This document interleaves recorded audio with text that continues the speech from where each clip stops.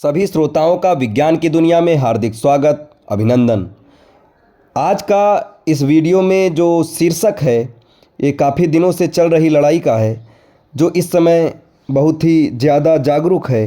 America Venezuela कार्यवाही के बाद किम जोंग उनकी बेचैनी, या फिर ये उत्तर कोरिया की सोची समझी रणनीतिक चाल है। बढ़ते हैं कि आखिर है क्या। जब दुनिया की सबसे बड़ी सैन्य शक्ति किसी देश में सीधे हस्तक्षेप करती है तो उसकी गूंज केवल उस देश तक सीमित नहीं रहती, उसका असर पूरी वैश्विक राजनीति पर पड़ता है।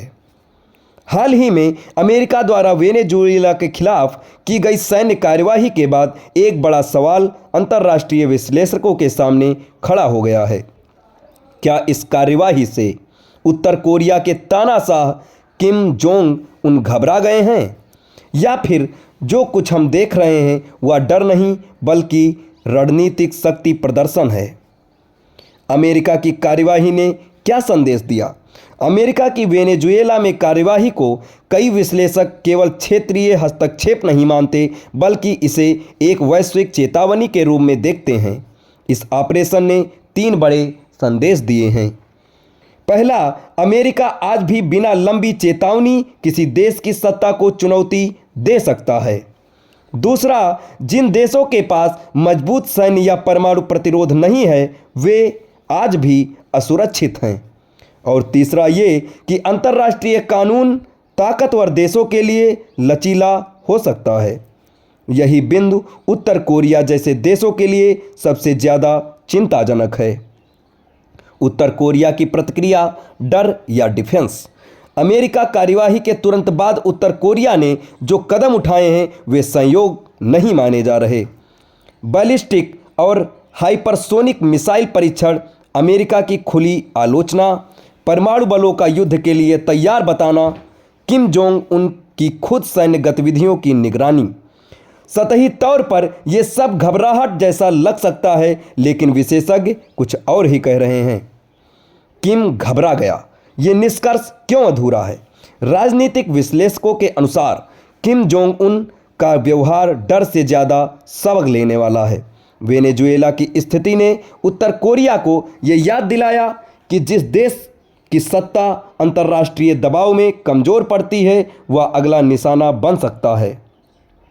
उत्तर कोरिया पहले से ही ये मानता रहा है कि परमाणु हथियार सत्ता की गारंटी, इसलिए अमेरिका की कार्यवाही ने किम जोंग को डराया नहीं बल्कि उनके विश्वास को और मजबूत किया कि परमाणु हथियार छोड़ना आत्महत्या है, कमजोरी दिखाना खतरे को न्योता देना है।